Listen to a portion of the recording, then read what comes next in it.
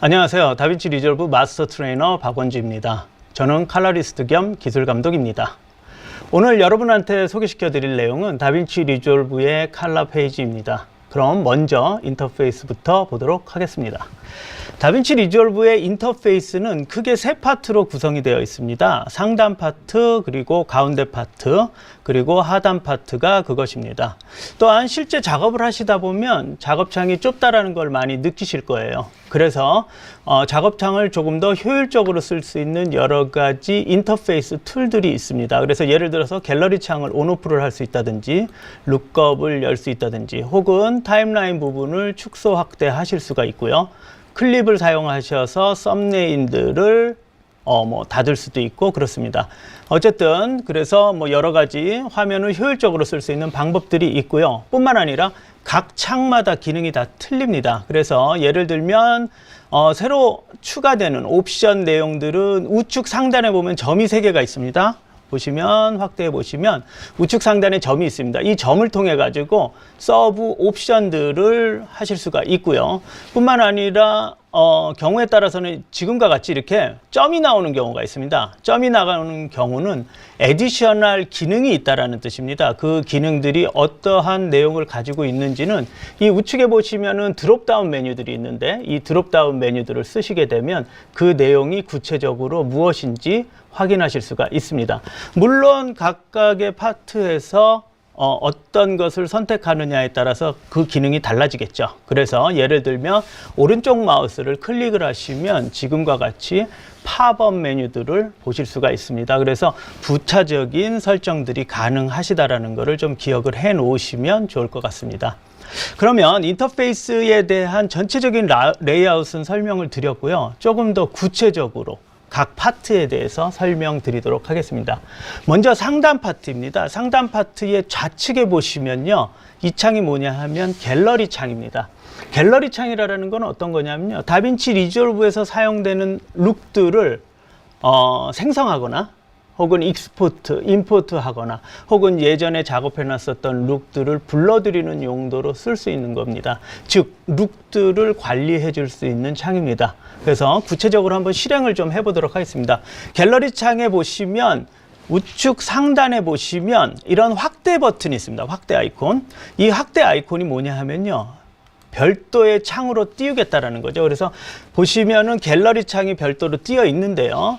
좌측에 보시면 내비게이션 할 수 있는 메뉴들이 있습니다. 그래서 여러분들이 정해 놓았었던 룩들, 저장해 놨었던 룩들을 불러들이거나 내비게이션 할 수 있는 메뉴들이 좌측에 있고요. 그것에 대한 구체적인 내용들이 우측에 나와 있습니다. 실질적으로 제가 뭐라고 그랬었냐면 예전 프로젝트에서 룩을 가져오셔야 되는데요. 예전 프로젝트를 접근할 수 있는 방법이 있으셔야 되겠죠. 그래서 보시면 로컬 데이터베이스가 있습니다. 로컬 데이터베이스. 로컬 데이터베이스에 가시면 여러분들이 예전에 작업해 놨었던 내용들도 다 검색을 하셔서 직접 현재 프로젝트로 불러 오실 수가 있습니다. 자, 그러면은 실제 하나를 좀 불러 보도록 하겠습니다. 자, 우측에 보시면 다빈치 리졸브에서 기본적으로 제공되는 건데요. 그냥 썸네일 같은 느낌이 듭니다. 그냥 이미지인 것 같은데 실제 이미지가 아니라는 걸 좀 보여드릴게요. 보시면 오른쪽 마우스 클릭을 하면 디스플레이 노드 그래프라는 메뉴가 뜨고요. 그것을 제가 클릭을 하시면 지금처럼 노드 값들이 다 살아 있습니다. 그래서 결국에는 이게 단순한 썸네일이 아니라 실제 색 보정에서 썼었던 각가지 효과들을 개별적으로 다 가지고 있다는 것을 아실 수가 있습니다. 그러면 그것을 불러들여서 실제 다빈치 리졸브에서 적용을 해보도록 하겠습니다. 불러들이는 방법은 상단 파트는 컴퓨터 환경입니다. 반면에 하단 파트가 현재의 프로젝트입니다. 그래서 당연히 밑으로 불러 놓으셔야 되겠죠. 그래서 밑으로 이렇게 불러 놓으시고 창을 닫으시면요. 지금처럼 저장되어 있는 룩들이 뜹니다. 그래서 이렇게 불러 놓은 거를 이제 적용을 해야 되는데 다빈치 리졸브에서 적용하는 방법에는 3가지가 있습니다. 우선 아까도 설명드렸듯이 각각의 노드들이 썸네일 안에는 노드 값들을 가지고 있습니다. 노드 값들을 가지고 있기 때문에 해당 스틸을 노드 창에다 지금처럼 떨구는 겁니다. 그래서 노드 창에다 떨궈서 적용하는 방법이 있습니다. 두 번째 방법으로는요. 썸네일을 스틸을 마우스 오른쪽 클릭을 하시면 어플라이 그레이드라는 메뉴를 보실 수가 있습니다. 그래서 어플라이 그레이드를 통해서도 적용이 가능합니다. 그래서 지금처럼 클릭을 하시면 어플라이드 된 것을 보실 수가 있습니다. 다시 리셋을 좀 하도록 하겠습니다. 세 번째 방법입니다. 세 번째 방법이 주로 사용되는 방법인데요. 여러분들이 다빈치 리졸브를 쓰시다 보면 스크롤이 있는 마우스를 쓰시게 될 거예요. 스크롤을 마우스가 쓰시게 되는데 이 스크롤을 클릭해서 적용을 하실 수가 있습니다. 그래서 세 번째 방법으로는 해당 스틸을 마우스 스크롤 클릭을 하셔서 지금처럼 적용을 하실 수가 있습니다. 그래서 지금까지는 룩을 어떻게 적용하는지 그거에 대한 설명을 드렸고요. 그래서 갤러리 창을 통해서 여러분들이 여러 가지의 룩들을 관리할 수 있다는 것을 좀 기억을 해 놓으시면 좋을 것 같습니다. 죄송합니다. 다음으로는 뷰어 창입니다. 다빈치 리졸브의 뷰어 창은, 칼라 뷰어 창은 현재 작업되고 있는 모든 내용들을 보여주고 있는 창입니다. 그래서 실질적으로 보다 보면은 더 넓은 창이 필요하다든지 필요에 따라서는 여러 기능들을 띄워놓고 넓은 화면으로 작업하는 등 작업창을 조절을 하셔야 되는데 그것을 하기 위한 여러 가지 기능들이 포함되어 있습니다. 첫 번째, 화면을 언제나 풀로 보여주는 단축키입니다. 커맨드 F입니다. 커맨드 F. 그래서 커맨드 F를 누르시면 언제든지 풀 화면으로 전환을 하실 수가 있습니다. 빠져나오는 방식도 다시 커맨드 F를 누르시면 되시죠. 자, 커맨드 F를 방금 썼었고요. 그 부분이 아니라 커맨드 F보다는 나머지 기능들, 핵심적인 기능들을 가지고 있는 상태에서 화면을 조금 더 확대하면 좋을 것 같아요. 그랬을 때 쓰는 게 옵션 F입니다. 옵션 F. 그래서 옵션 F를 누르시면 지금처럼 기능들은 그대로 쓸 수 있으면서도 넓은 화면을 쓸 수 있는 방법입니다. 앞에서 커맨드 F를 썼었고 옵션 F를 썼으면 남아있는 게 하나 있죠. 그렇죠? Shift F입니다. 그래서 Shift F를 쓰시게 되면 기본적인 인터페이스 빼고는 화면을 최대한 쓸 수 있습니다. 근데 Shift F를 써서 이렇게 화면을 확대하는 것 중에는 한 가지 좋은 기능이 있습니다. 그게 뭐냐면요. 오픈 FX를 활성화시킬 수 있다는 겁니다. 그래서 화면에 오픈 FX를 누르시면요. 넓은 화면을 보시면서도 세부적인 파라미터 값을 수정하실 수가 있습니다. 그래서 화면 사이즈와 관련돼서 커맨드 F, 옵션 F, Shift F가 있다는 것을 좀 기억을 해 놓으시면 좋을 것 같습니다. 그리고 작업을 하시다 보면은 지금은 파워 윈도우 창에, 뷰어 창에 있는 사이즈를 조절하는 기능인데요. 이게 아니라 실질적으로 이 공간 안에 있는 이미지를 축소하고 확대하는 방법이 있습니다. 그게 바로 스크롤입니다. 그래서 마우스 스크롤을 지금처럼 하시게 되면 축소 확대를 하실 수 있으시죠. 축소 확대를 하시고 난 다음에 이동을 하시고 싶다 하시면 죄송합니다. 마우스 스크롤 클릭으로 드래그를 하시는 방법이 있습니다. 그래서 지금처럼 마우스 스크롤 클릭을 하시면은 확대된 상태에서 화면을 이동하실 수가 있습니다. 뿐만 아니라 좌측 상단에 보시면 구체적으로 사이즈를 조절하는 프리셋들이 있습니다. 그래서 뭐 화면에 맞춘다든지 혹은 1:1 실제 사이즈를 볼 수 있는 기본 프리셋들도 있다는 것을 조금 기억을 해 놓으시면 좋을 것 같습니다. 뷰어 창의 여러 가지 기능들에 따라서 당연히 여기 나와 있는 뷰어 창에서 보여지는 마우스 포인트 모양이 바뀌어져야 될 텐데요. 그것을 바꿀 수 있는 메뉴가 있습니다. 그 메뉴가 어디냐면요. 좌측 하단에 보시면요. 요 파트가 있어요. 그래서 여기를 클릭해 보시면 여러 가지 기능들을 수행하기 위한 마우스 포인트가 준비가 되어 있습니다. 그렇다고 해서 작업을 할 때 매번 마우스 포인트를 바꾸기 위해서 여기를 클릭하실 필요는 없어요. 제가 어떤 기능을 사용하느냐에 따라서 자동적으로 마우스 포인트가 바뀌니까 그 점이 크게 신경을 안 쓰셔도 됩니다. 어쨌든 그래서 뷰어 창을 통해서 현재 작업되고 있는 것을 실시간으로 확인할 수 있다는 것을 좀 설명을 드렸고요. 다음 파트로 설명드리고 싶은 것은 노드 에디터입니다. 노드 에디터. 다빈치 리졸브는 다른 툴과는 다르게 노드 베이스입니다. 노드 베이스라는 것은 노드 트리 구조를 갖게 되는데요. 뭐 보편적으로 레이어 방식을 쓴다라고 그러면 다빈치 리졸브는 노드를 쓰기 때문에 훨씬 더 자유롭게 효과를 주실 수가 있습니다. 다빈치에서 사용되는 노드의 여러 가지 특성들에 대해서는 다른 동영상이 있으니까 그거를 좀 보시면은 시리얼 노드, 패러럴 노드, 레이어 노드의 차이점을 쉽게 이해하실 수 있을 것 같고요. 지금은 실습을 통해서 각 파트에 대한 부분을 설명을 드리고자 합니다. 어쨌든 다빈치 리졸브에서 사용하는 방식의 노드들은 여기에서 구현이 됩니다. 하단 파트를 보시게 되면요. 하단 파트를 보시게 되면 타임라인에 나와 있는 각가지 클립들을 보여주고 있습니다. 그래서 아까도 설명드렸듯이 작업하시다가 작업 공간이 좁다라고 느껴지시면 상단 부분에 있는 클립을 클릭하셔서 그 파트를 뭐 제거한다든지 다시 보이게 한다든지 할 수 있다라는 거를 좀 기억을 해 놓으시고요. 실질적으로 작업을 하시다 보면은 각 클립들에 대해서 여러 가지 버전들을 갖다가 클라이언트한테 보여주셔야 될 거예요. 혹은 여러 가지 버전들을 개별적으로 저장을 하셔야 되는데 그 기능 또한 여기에 있습니다. 그래서 해당 클립을 마우스 오른쪽 클릭을 하시면요. 로컬 버전이라는 메뉴가 뜹니다. 그래서 이 로컬 버전의 여러 가지 버전들을 기록할 수 있고요. 디폴트로는 현재 버전 1이 들어가 있는 것을 보실 수가 있으시죠. 그래서 클립을 통해 가지고 여러 가지 버전들을 정하실 수 있다는 것도 조금 기억을 해 놓으시면 좋을 것 같습니다. 위에 파트가 전체 타임라인의 대표적인 이미지를 보여준다면 그 이미지들, 각 클립들의 속성들과 길이들을 볼 수 있는 파트가 이 파트입니다. 그래서 당연히 이 파트도 화면을 축소해서 효율적으로 쓰실 수 있다는 것을 좀 기억을 해 놓으시면 좋을 것 같습니다. 마지막으로 다빈치 리졸브의 인터페이스의 하단 부분입니다. 하단 부분은 크게 세 파트로 구성이 되어 있죠. 좌측 파트, 가운데 파트, 우측 파트입니다. 좌측 파트와 가운데 파트는 대부분의 컬러 코렉션 툴들이 있는 공간입니다.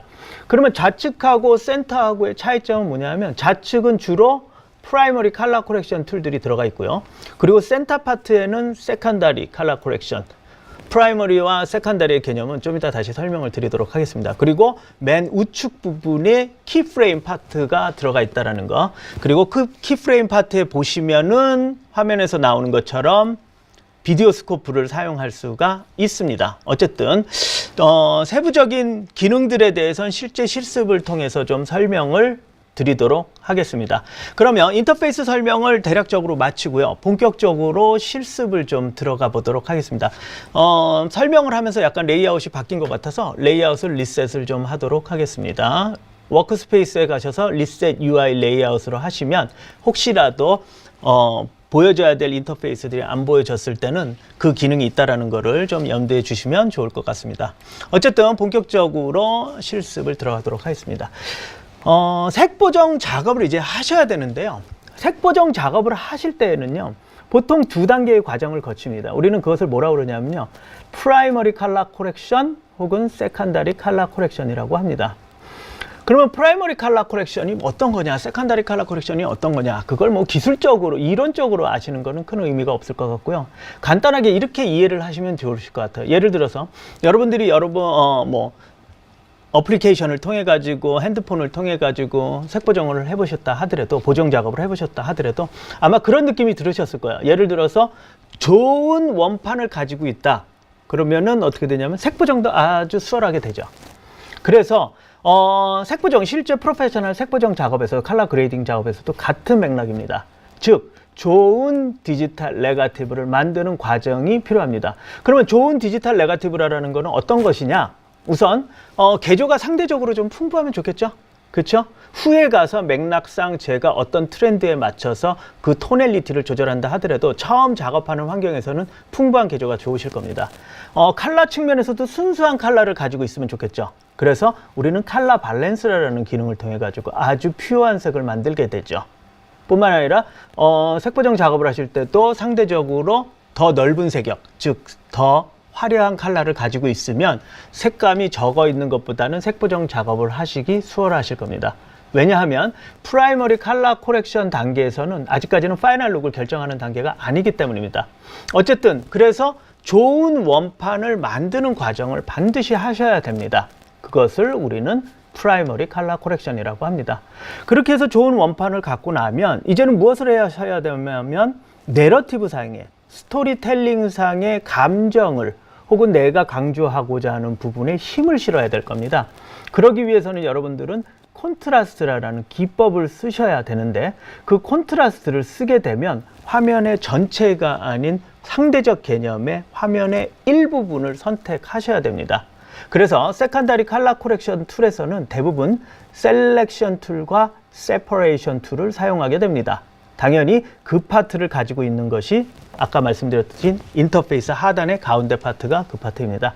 그래서 색보정 작업을 하기 위해서는 프라이머리 컬러 코렉션과 세컨더리 컬러 코렉션이 있는데 개념적으로는 좋은 원판을 만들어 놓고 색보정 작업을 디테일하게 한다라는 개념으로 이해하시면 좋을 것 같습니다. 그러면 첫 번째 클립부터 실습에 들어가 보도록 하겠습니다. 첫 번째 클립입니다. 보시면요, 한번 플레이를 좀 해보도록 하겠습니다. 루프를 좀 걸어 놓으면 플레이가 반복 플레이 될 테니까 좀 좋으시겠죠? 보시면 이미지 보시면 약간 플랫한 느낌이 들어요. 그렇죠? 플랫한 느낌이 드는데 실질적으로 스코프를 조금 보도록 하겠습니다. 스코프 사용법들은 이따 좀 설명을 드릴 텐데 스코프 사용법을 보시면은 상당 부분 개조가 한쪽으로 압축되어 있는 것을 보실 수가 있습니다. 즉 로우 콘트라스트 상태인 거죠. 그러면 지금 작업 측면에서는 당연히 풍부한 프라이머리 컬러 코렉션 개념에 의해서 풍부한 개조를 확보해 주시는 게 좋다라고 그랬는데 그것을 떠나서 도대체 이와 같은 개조는 어디서 왔냐라는 거죠. 왜 굳이 뿌옇게 찍었냐라는 거죠. 현장에서도 정상 개조의 이미지를 봤었을 텐데 왜 레코딩된 방식은 뿌옇게 기록됐냐라는 거죠. 사실 이 방식은요, 아날로그 필름의 네거티브 기술로부터 온 방식입니다. 네거티브 기술을 쓴 이유는요, 아주 간단한 원리예요. 상대적으로 더 넓은 다이나믹 레인지, 즉 더 넓은 개조를 가지고 있기 때문입니다. 그래서 하이라이트 정보가 상대적으로 풍부하고요, 섀도우 정보가 상대적으로 풍부하다 보니 그 기술을 디지털 환경에서 쓰면은 좋겠죠. 당연히 그래서 아날로그의 네거티브 필름의 기술을 가져온 이 기술을 바로 로그라고 부릅니다. 즉 아날로그의 프로세스를 전반으로 해서 사용해왔던 개조이기 때문에 개조를 정상화해주는 어떠한 기술이 필요하겠죠. 왜냐하면 분명히 필름이라 하더라도 저렇게 낮은 개조 상태로 냅두지는 않았을 테니까요. 그래서 아날로그의 낮은 콘트라스트의 개조를 정상화해주는, 즉 리니어라이제이션 해줄 수 있는 기술이 있습니다. 그것을 우리는 바로 룩업 테이블, LUT라고 그럽니다. 그래서 사실 하나 좀 보여드리면 지금과 같이 클립을 보시면은 아주 낮은 콘트라스트에 뿌옇게 되어 있는데 이 개조를 정상화시켜주는 룩업을 기술을 쓰게 되면 아주 뉴트럴한 상태의 이미지를 만들 수 있겠죠. 그래서 한번 보도록 하겠습니다. 그래서 노드 창을 마우스 오른쪽 클릭을 하시면 여러 가지 럿이 있습니다. 럿이 있습니다. 그래서 블랙매직에서 제공되는 럿을 한번 씌워보도록 하겠습니다. 그래서 블랙매직 4K 필름, 즉 아날로그 네거티브의 로그 기술과 같은 필름을 어떻게 709 방송용 표준에 맞춰서 개조를 정상화해주는 럿이라는 뜻입니다. 그래서 이것을 적용해 보면 다음과 같이 화면에 아무런 작업 없이도 화면의 개조가 정상화되는 것을 보실 수가 있습니다. 그래서 사실 이렇게 낮은 콘트라스트의 이미지는요, 아날로그의 기술에서부터 왔습니다. 그렇기 때문에 여러분들이 개조를 정상화하실 때 여러 가지들을 생각해 보셔야 됩니다. 그 부분에 대해서는 좀 이따 다시 설명을 드릴 테고요. 그래서 우선 간단하게 개조를 조금 정상화해 보도록 하겠습니다. 그러기 위해서는 컨트롤러를 써야 되겠죠. 다빈치 리졸브에서 개조를 컨트롤하는 파트가 바로 컬러 휠 파트입니다. 컬러 휠. 근데 컬러 휠에 보시면 인터페이스 상에서도 설명드렸듯이 3개의 닷이 있어요. 3개의 점이 있는데 그 3개의 점을 보시면은 그 어떤 내용을 가지고 있는지 보시면 이렇게 돼 있죠. 프라이머리 파트가 2파트가 있고 그리고 로그 파트가 하나가 있습니다. 근데 프라이머리 휠이 있고 프라이머리 바가 있습니다. 프라이머리 휠은 동그란 인터페이스를 쓰겠다라는 거고 프라이머리 바는 막대 그래프의 인터페이스를 쓰겠다라는 것인데 그것이 구체적으로 무엇을 의미하는지 좀 한번 보도록 하겠습니다. 그래서 먼저 프라이머리 휠이 디폴트로 되어 있습니다. 프라이머리 휠을 보시면 아까도 말씀드렸듯이 동그란 인터페이스를 사용을 하고 있습니다. 동그란 인터페이스. 동그란 인터페이스를 사용한다는 것이 벡터 방식으로 사용을 한다는 건데 디지털에서는 벡터를 가지고 색의 세 가지 속성을 조절하게 됩니다. 색의 세 가지 속성이라는 것은요, 예를 들어서 이런 거죠. 색상, 채도, 명도가 있습니다. 그래서 벡터 방식을 쓰게 되면 방향에 의해서 어떤 방향으로 볼을 돌리느냐에 따라서 색상이 결정이 되고요. 그리고 중심점이 뭐냐면 화이트 포인트예요. 그래서 화이트 포인트, 중심점을 얼마나 이동하느냐에 따라서 채도를 조절할 수 있습니다. 그래서 벡터 방식의 방향과 거리는 색상과 채도를 조절하는데 색의 세 가지 속성에는 명도라는 게 있다는 거죠. 그래서 명도 조절은 어떻게 하냐? 그래서 동그란 인터페이스 주위에 가보면 반드시 다음과 같은 바들이 있습니다. 그래서 이 바를 통해서 명도를 조절하실 수가 있습니다. 어쨌든 그래서 프라이머리 휠 방식은 동그란 인터페이스, 즉 색의 세 가지 속성을 가지고 작업하는 방식이고요. 반면에 프라이머리 바는요, 익히 알려지고 있는 RGB 방식, 즉 프린트 라이트 방식이죠. 안구에서 빛을 받아들이는 방식, 빛의 세 가지 원색을 가지고 조절하는 방식, 즉 RGB를 조절하는 방식입니다. 어떤 방식을 쓰느냐에 따라서 작업 효율성이 틀려지겠죠. 무엇이 좋고 나쁨의 문제는 아닙니다. 그리고 마지막으로 로그 컨트롤이 있습니다. 자, 그러면 우선 리프트, 감마, 게인, 오프셋이라는 또 타이틀이 나와 있습니다. 그러면은 얘네들이 무엇을 의미하는지 조금 이해를 하셔야 됩니다. 왜냐하면 다빈치 리졸브에서 아주 핵심적으로 사용되는 컨트롤러이기 때문입니다. 보통 리프트, 감마, 게인이다라고 얘기했을 때 일반적으로는 리프트를 섀도우 컨트롤러라고 합니다. 반면에 감마를 미드톤 컨트롤러, 그리고 게인을 하이라이트 컨트롤러라고 하는데 실질적으로는 정확하게는 그렇지는 않습니다. 왜냐하면 우리는 빛을 인지를 한다는 것은 항상 상대적 개념으로 인지를 하기 때문에 꼭 그렇지는 않습니다. 하지만 개념적으로는 아주 간단한 원리 측면에서 봤을 때는 섀도우, 미드톤, 하이라이트 컨트롤러라는 점을 가지고 시작을 하시면은 아마 작업하실 때 그래도 조금 편하게 접근하실 수 있습니다. 좀 더 구체적으로 왜 리프트가 섀도우 컨트롤이 아닌지를 한번 설명을 드리도록 하겠습니다. 제가 맨 끝에 보면은요, 그레이 스케일 이미지를 갖다 놨습니다. 그레이 스케일 이미지. 그레이 스케일 이미지를 보시면 좌측에 어두운 부분이 있고 우측에 밝은 부분이 있습니다. 가운데 부분에는 이제 회색 부분이 있는데요. 그것을 조절하는 파트가 각각이 리프트, 감마, 게인이라고 설명을 드렸습니다. 그래서 이 파트를 구체적으로 어떻게 움직이는지 그걸 보기 위해서 제가 옆에다가 웨이브폼 모니터를 떠났어요. 자, 웨이브폼 모니터, 이제 또 하나 또 설명할 부분이 나왔네요. 여러분들이 작업하시다 보면 계측키, 비디오 스코프를 쓰셔야 돼요. 계측키를. 그래서 우리 이제 다빈치 리졸브에서 몇 가지 스코프를 사용합니다. 웨이브폼 모니터도 있고요. 그것에 대한 컬러 텔레비전 버전, RGB 퍼레이드, 그리고 벡터 방식으로 보여주는 벡터 스코프, 그리고 히스토그램. 이 기본적으로 네 가지가 있고요. 16 버전에 새롭게 들어간 게 CI, 1931년도 색공간이 들어갔습니다. 그래서 국제조명위원회에서 제안하는 표준 색공간도 들어가 있는데, 어쨌든 그래서 실질적으로 작업을 할 때 스코프를 보면서 작업을 하셔야 되는데요.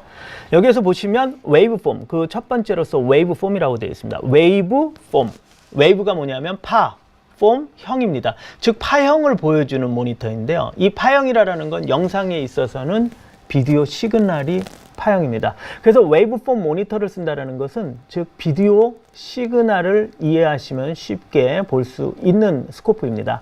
간단하게 좀 설명을 드리면요. 비디오 방식이 주사선 단위죠. 그래서 한 줄 한 줄 그려가는 방식이기 때문에 좌측부터 우측까지의 정보를 그대로 보여줍니다. 여기에.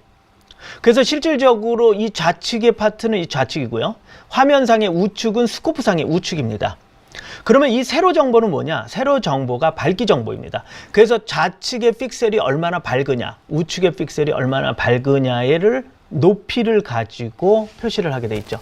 그래서 화면상에 보면 그레이 스케일이 나와 있고 좌측은 어둡고 우측이 밝기 때문에 다음과 같이 사선이 그려지는 것을 아실 수가 있습니다. 자, 그러면 이 스코프를 보시면서요, 구체적으로 리프트, 감마, 게인이 어떻게 변하는지, 그리고 오프셋은 무엇인지를 조금 개념을 잡고 실습을 들어가도록 하겠습니다. 자, 먼저 리프트를 한번 움직여 보도록 하겠습니다. 리프트는 아까도 말씀드렸듯이 섀도우 부분을 컨트롤하는 겁니다. 그러면 단순히 섀도우만 바뀌냐? 그렇지는 않습니다. 미드톤도 바꾸고 미세하게 하이라이트도 바뀝니다.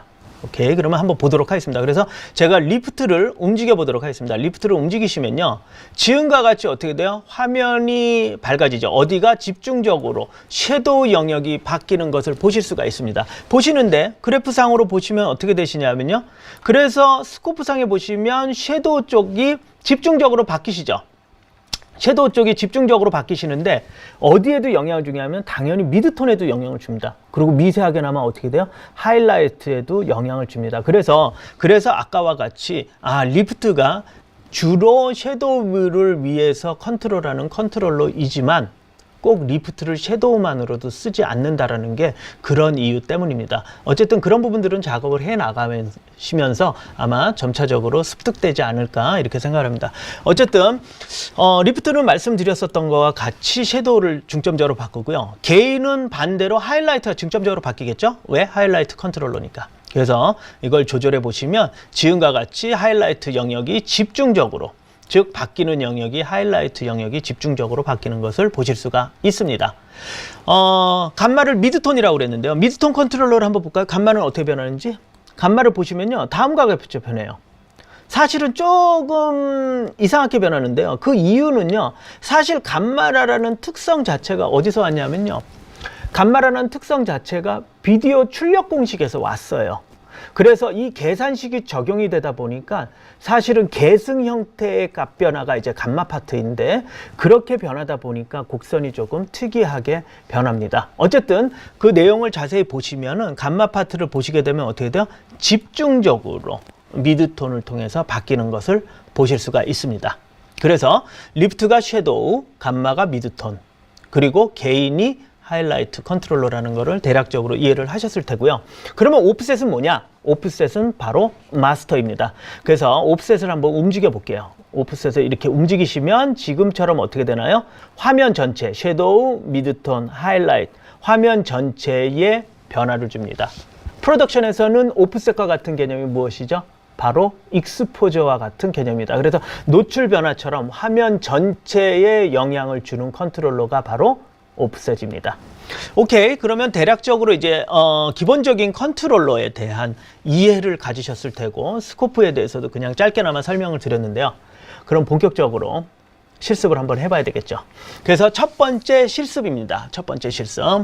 자, 그래서 아까도 말씀드렸듯이 개조 상태가 약간 뿌였습니다.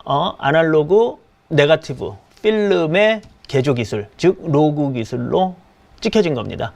그래서 이제 개조를 풍부한 개조를 만들어 주셔야 되니까 리프트를 조절을 하셔서, 섀도우 컨트롤러를 조절을 하셔서 밑으로 내리셔야 되겠죠. 밑으로 내리셔서 하시고, 그 다음에 하이라이트 컨트롤러 게인을 누르셔서 게인을 확대를 하시면 지금처럼 이미지가 개조가 어느 정도 형상이 되는 것을 보실 수가 있습니다. 근데 지금 요 칼라 버전이라서 약간 좀 헷갈린데요. 이걸 좀 심플하게 바꿔보도록 하겠습니다. 옵션으로 바꿔주는 게, 여기에 보면은 조절하는 파트가 있습니다. 요 조절 파트. 요 조절 파트를 누르시면 다음과 같은 인터페이스가 뜨시는데요. 이 인터페이스를 조절하셔서 Y only, 여기 보면 칼라라이즈 있고요. 각가지 채널별로 볼 수 있는 메뉴가 있죠. 채널별로. 그래서 칼라라이즈가 아니겠다, 그러면 Y only 방식으로 쓰실 수도 있으시고요. 그리고 그 라인부터 해가지고 어느 정도 밝기를 정확하게 하실 수 있는지는 이 메뉴를 쓰시면 됩니다. 어쨌든 모노크롬으로 변경을 해 놨습니다. 자, 그래서 어느 정도 섀도우 부분과 하이라이트 부분을 확보하시면 다음과 같이 개조가 정상이 되는 것을 보실 수가 있습니다. 근데 지금 보시면, 여기를 자세히 보시면 하이라이트 부분에 정보가 유실되는 게 있어요. 즉 이쪽 부분이 밝은 부분인데, 100%의 밝기를 가지고 있는 부분인데, 정확하게 보시면 여기가 클리핑 되는 부분이 있죠. 그게 어디냐 하면 바로 이 손 부분입니다. 이 손 부분. 그래서 실질적으로 지금과 같이 이 개조 범위를 넘어서게 되면 정보를 유실하게 되십니다. 그래서 보통 지금은 전체적인 스타일을 만드는 게 아니라, 전체적인 룩을 만드는 게 아니라 프라이머리 컬러 코렉션 개념으로 해서 정상 개조를 갖고 좋은 디지털 네거티브를 만드는 과정이기 때문에 하이라이트의 클리핑이라든지 섀도우 쪽에 크러싱이 생기지 않는 개조를 형성해 놓으시는 것이 작업하실 때 훨씬 더 효율적이겠죠. 물론 그것이 품질을 기반으로 한 작업 방법이실 테고요. 그래서 클리핑 되지 않도록 하이라이트를 조금 더 줄여보도록 하겠습니다. 그래서 지금처럼 하이라이트 부분이 클리핑이 생기지 않으면 그림에서 보듯이 하이라이트 정보를 그대로 유지를 하실 수가 있습니다. 자, 개조가 어느 정도 형성이 됐고요. 그래서 미드톤을 정해서 조금 더 미드톤의 개조를 확보를 좀 하도록 하겠습니다. 자, 그래서 저는 미드톤의 감마를 조절을 하는데요. 그 영향력을 자세히 보시면요. 어디에 영향을 주냐면요. 섀도우 부분에도 영향을 줍니다. 섀도우 부분에도. 그래서 이 섀도우 부분에도 영향을 주기 때문에 여러분들이 블랙 값을 잡을 때 여기에 가깝게 잡아 놓으시면요. 다른 컨트롤러를 쓰시면서 섀도우 부분에 크러싱을 생길 수가 있어요. 그래서 처음에 토넬리티 개념의 노멀라이즈 작업을 하실 때는 어느 정도 개조의 여유분을 좀 두시고 하시면은 번복해서 작업해야 될 양이 좀 줄어드니까 효율적으로 작업을 하실 수 있으실 거라고 생각이 됩니다. 오케이, 좋습니다. 어쨌든 어느 정도 개조가 형성이 되어 있습니다. 개조가 형성이 되어 있고요. 자, 그런데 아까 제가 뭐라고 그랬냐면요. 이 기술 자체가, 이 뿌연 기술 자체가 아날로그의 필름의 기술을 가져왔다라고 그랬어요. 그래서 그 개조를 정상화시켜주는 기술이 룩업 테이블이라는 거를 설명을 드렸죠. 그러면 룩업 테이블이 어떻게 움직이는지를 좀 이해를 하셔야 돼요. 왜냐하면 제가 단순히 섀도우를 낮추고 하이라이트를 높인다고 해서 개조가 정상화되는 건 아니라는 거죠. 왜? 로그를 리니어화 해주는 방식이 있다는 거죠. 그래서 그 방식을 바탕으로 해서 제가 가지고 있는 컨트롤러들을 써야 되기 때문에 정확하게 로그가 어떻게 리니어화 되는지, 즉 룩업이 어떻게 개조 정상화를 만드는지 그래프를 통해서 조금 더 확인을 정확하게 해보도록 하겠습니다. 그래서 다시 이쪽 파트로 가볼게요. 여기에서 보시면요, 제가 아까 룩업을 씌우게 되면은 뿌연 이미지를 개조 정상화를 시킨다고 그랬거든요. 그래서 아까 지금과 같이 룩업이 없을 때는 뿌연 이미지가 됐겠다. 룩업을 씌우니까 개조를 저렇게 정상화 시켰죠. 콘트라스가 약간 강해집니다.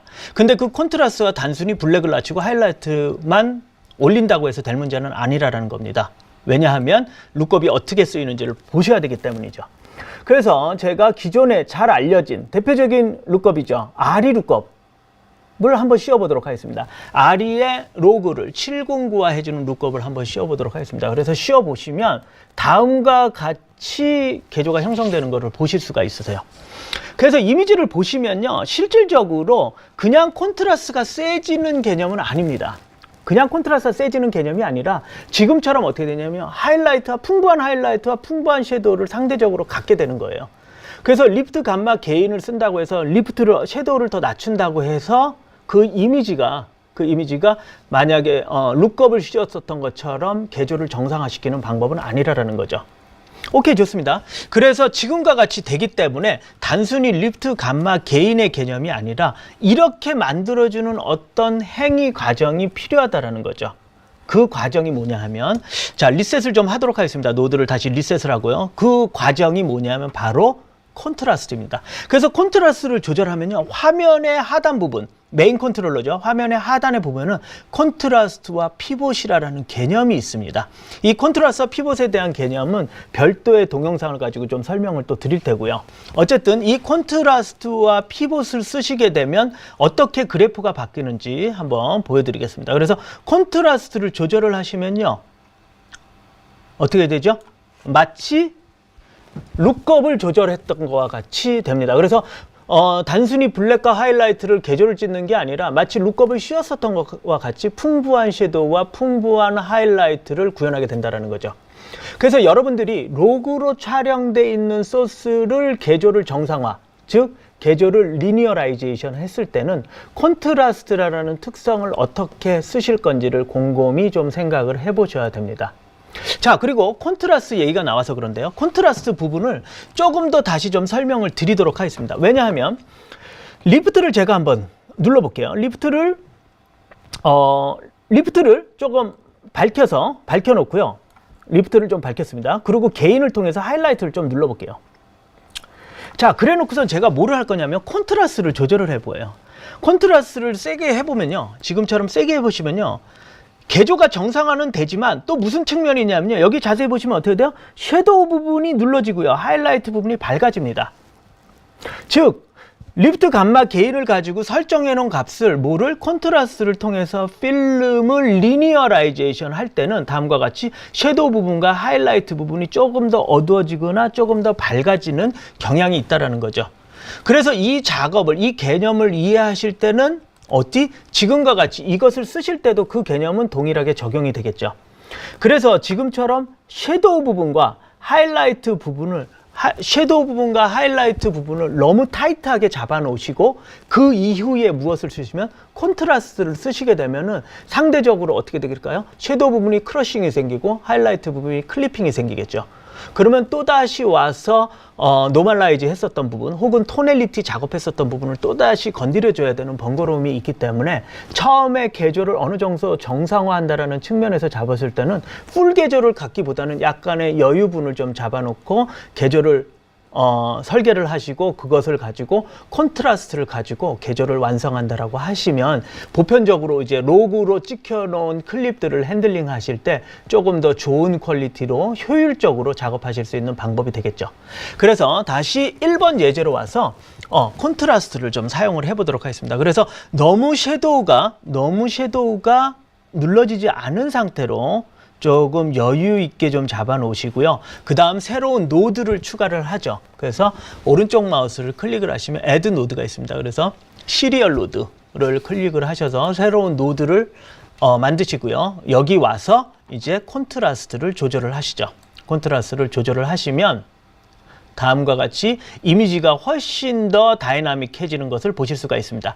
그래서 이 이미지를 보시면 실질적으로 미드톤 영역의 정보보다는 하이라이트와 섀도우 쪽의 정보량이 증가되는 것을 보실 수가 있어요. 보시면은 그래서 개조가 이랬었는데 상대적으로 미드톤보다는 하이라이트와 섀도우의 정보량이 풍부해지니까 훨씬 더 볼륨감 있고 입체감 있고 조금 더 다이나믹한 이미지를 만들 수 있죠. 자, 그래서 균등하게 배분을 해놨는데 그것을 이제는 뭐를요? 피봇을 통해서 그 양을 조절하실 수가 있습니다.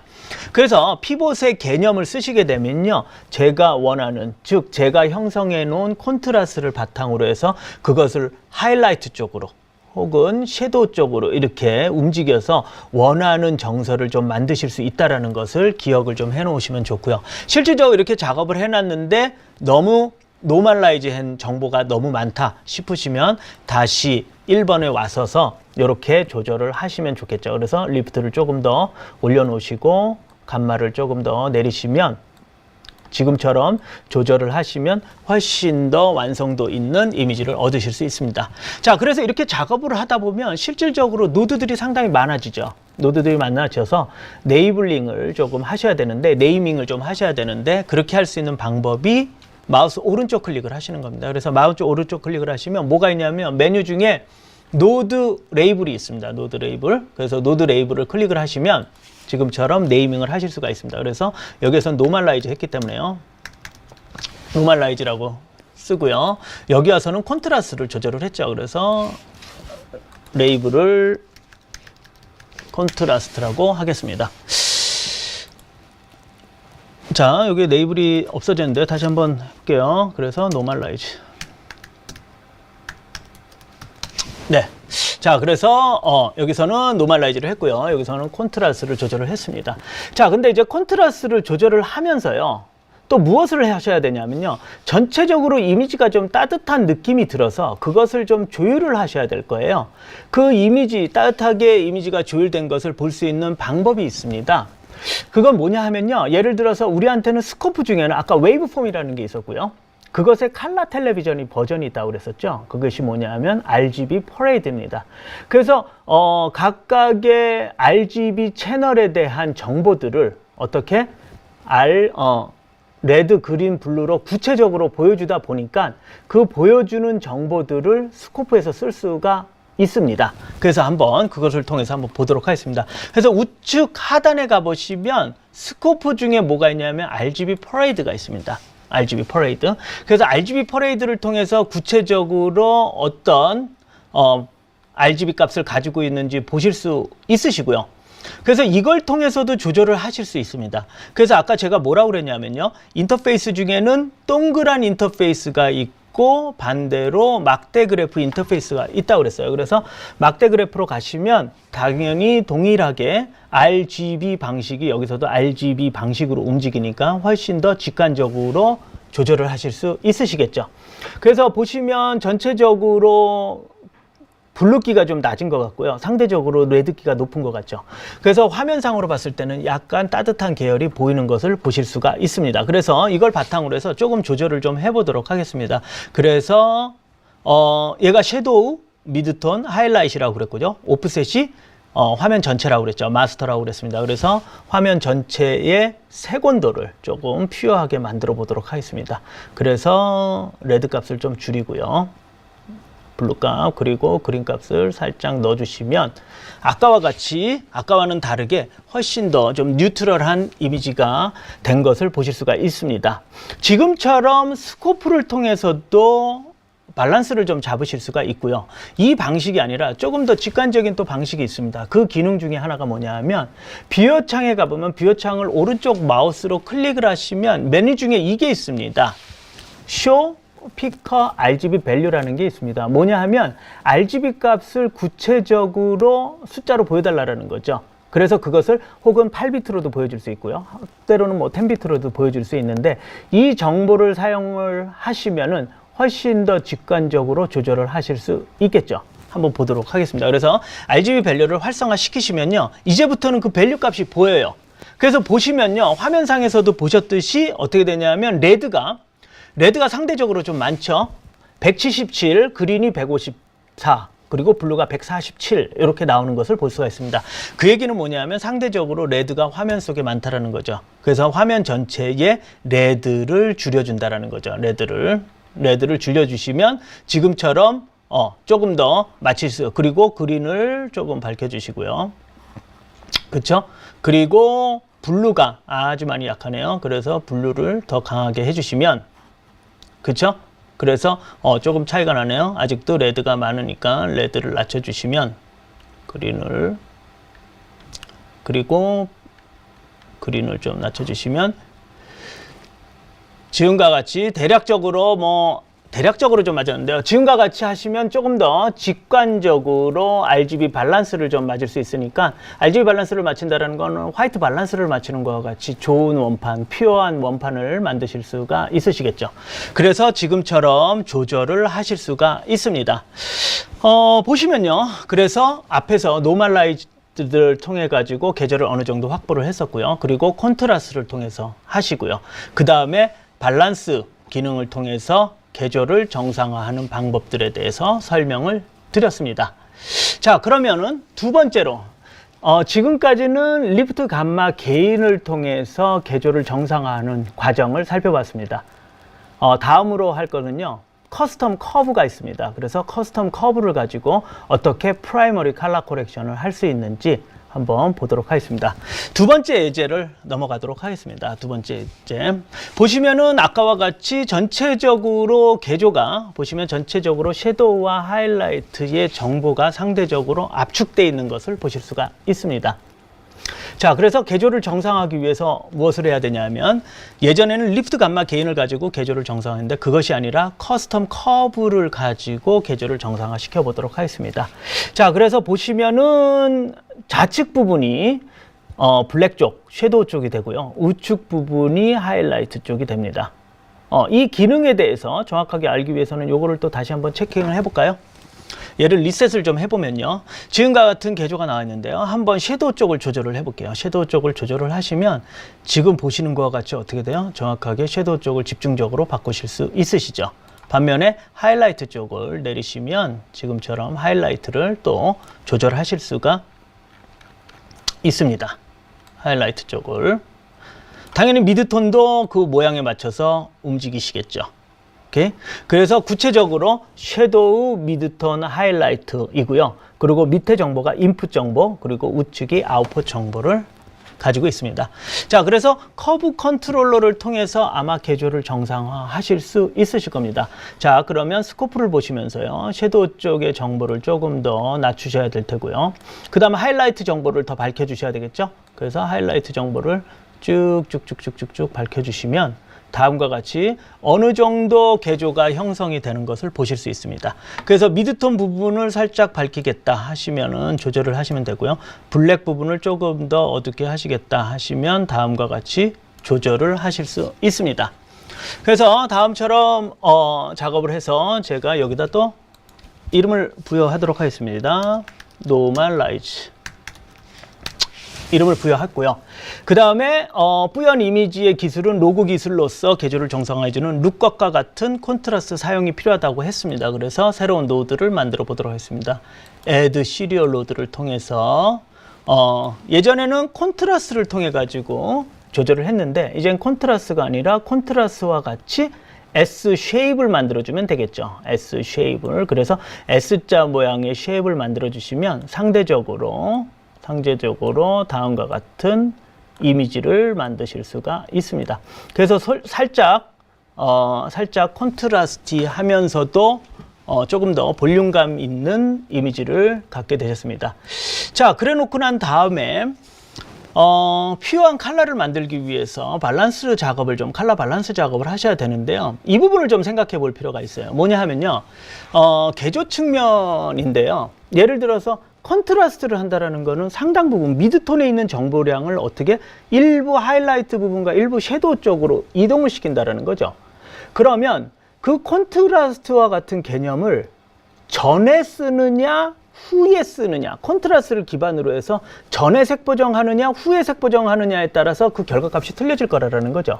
그래서 예를 들어서 화이트 밸런스 같은 작업을 후에 쓰게 되면, 예를 들어서 제가 원하는 색을 조절한다 하더라도 미드톤이라든지 섀도우 부분의 정보량이 한쪽으로 쏠려 있기 때문에 먹어 들어가는 양이 분명히 노드 컨트라스트 노드 전에서 쓰는 거와는 틀려질 거라는 거죠.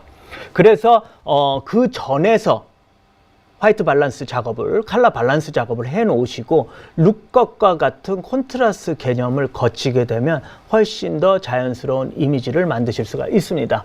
그래서 룩업을 추가하실 때요, 이 뒤에다 추가하지 않고 이 앞에다 추가하는 어떤 것을 쓰시면 좋으실 겁니다. 그게 바로 두 번째 메뉴입니다.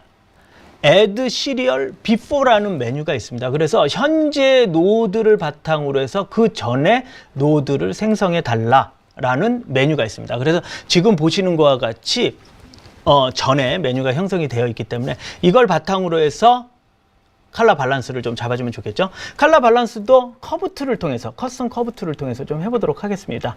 자, 우선 보시면요, 이미지를 보시면요, RGB 채널을 따로따로 움직일 수 있게 하는 게 있습니다. 그래서 보시면 레드 채널을 조금 강조를 하겠다, 혹은 레드 채널을 약화시키겠다 보면 다음과 같이 조절을 변화되는 것을 보실 수 있으시겠죠. 자, 그러면 이렇게 변화되는 것을 또다시 RGB 방식의 스코프를 쓰시면 편하시기 때문에 스코프를 퍼레이드 스코프로 바꿔보도록 하겠습니다. 그래서 퍼레이드 스코프를 바꿔보시면 구체적으로 제가 찾고자 하는, 즉 영역을 레퍼런스 화이트를 바탕으로 해서 밸런싱 작업을 하실 수 있으시겠죠. 보시면 전체적으로 블루 쪽이 약하게 되어 있네요. 그래서 블루 쪽의 밝기를 조금 더 잡아주시고요. 블루 쪽의 밝기를 잡아주시고 레드 쪽이 상대적으로 많은 것 같아요. 그렇죠? 그래서 레드 쪽을 살짝 낮춰주시면 다음과 같이 어느 정도 밸런스된 이미지를 얻으실 수가 있습니다. 그래서 지금 근데 아까도 말씀드렸듯이 이 노드가 이거 이후, 즉 콘트라스트 개념, 이 S커브죠. 그래서 여기가 바로 S커브, S자 모양의 커브 특성을 가지고 있고 콘트라스트 느낌이고요. 그것을 여기에 와서 밸런스를 했는데요. 이 밸런스들을 이 S커브 이후에 하느냐 전에 하느냐에 따라서 느낌이 상당히 달라질 수 있다는 것을 조금 기억을 해 놓으시면 좋을 것 같습니다. 어쨌든 지금과 같이 다빈치 리졸브의 기본적인 컨트롤러 리프트 감마 게인을 통해서 프라이머리 컬러 코렉션 방법론을 좀 설명을 드렸고요. 그거와는 다르게 커스텀 커브를 통해 가지고 계절을 정상화하는 방법을 설명을 드렸습니다. 그러면 이제는 컨티뉴어티라는 개념을 조금 이해를 하셔야 됩니다. 컨티뉴어티라는 거는 뭐냐면요. 보통 스토리텔링이 이어질 때는, 이야기를 풀 때는 갖가지 사건들이 이야기를 만들어 나가죠. 근데 이 사건의 단위를 우리는 씬이라고 부릅니다. 그 씬이라는 거는 하나의 씬은 동일한 시공간의 제약을 받게 돼 있죠. 그래서 컷이 한 씬 안에서 여러 컷을 사용했다 하더라도 그 각각의 컷들은 컨티뉴어티를 가지고 있어야 됩니다. 즉 컨티뉴어티를 통해서 동일한 시공간을 가지고 있다는 인식을 줘야 된다는 거죠. 그래서 컬러 매칭 혹은 쇼트 매칭 혹은 씬 투 씬 컬러 코렉션이라는 과정을 거치게 됩니다.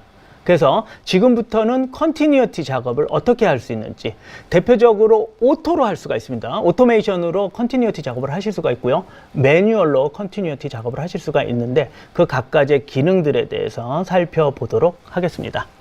자, 그래서 예제를 좀 바꿔보도록 하겠습니다. 5번과 6번이 이미지를 보시면 상당히 좀 틀린 것을 좀 볼 수가 있습니다.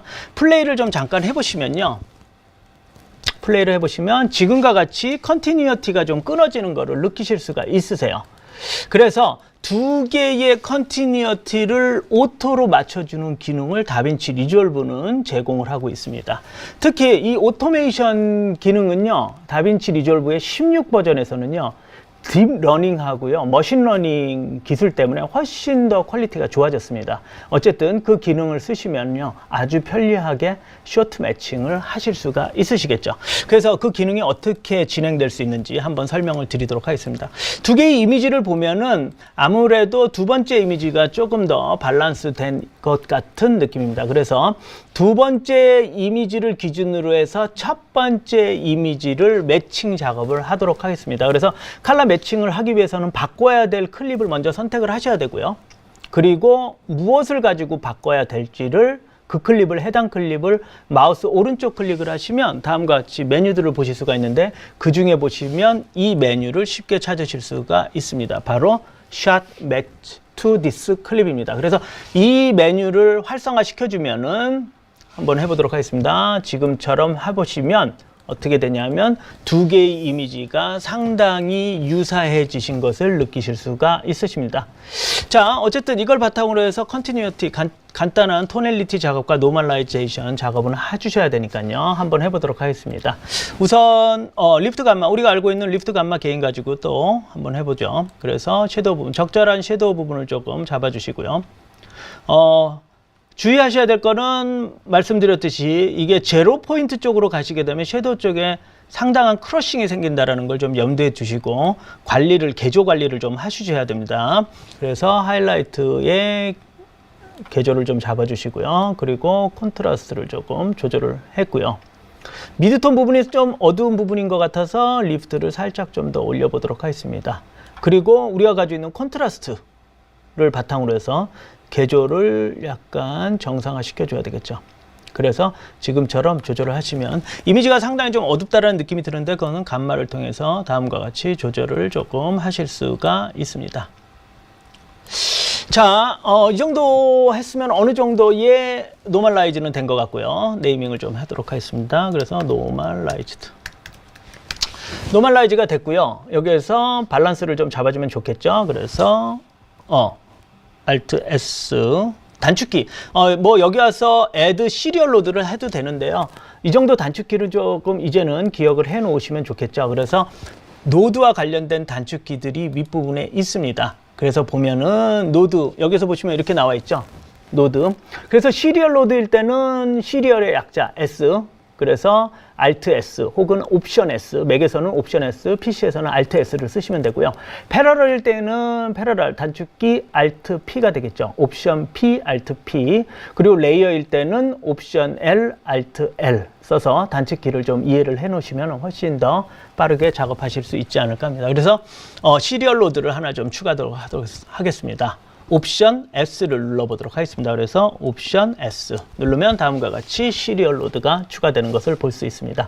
그래서 여기 와서 이제 밸런스 작업을 조금 해보도록 하겠습니다. 전체적으로 좀 따뜻한 계열이기 때문에 RGB로 가셔서요. 화면 전체와 관련된 거니까 오프셋을 조절하시면 되겠죠. 혹은 이렇게도 조절하실 수가 있습니다. 섀도우 부분, 하이라이트 부분, 그 다음 미드톤 부분을 따로 조절하는 거죠. 하이라이트 부분, 섀도우 부분은 조금 차가운 계열이니까 섀도우 부분에 가서 섀도우를 살짝 차가움을 풀어주고요. 너무 레디시한 것들을 조금 줄여주셔도 되고요. 그렇죠? 그랬더니 섀도우 부분이 좀 뉴트럴한 거를 느끼실 수 있죠. 약간 차가운 느낌이 드는데. 그리고 하이라이트 부분도 다시 개인에 오셔서 또 조절하실 수 있겠죠. 그래서 하이라이트에 블루를 좀 넣어주고요.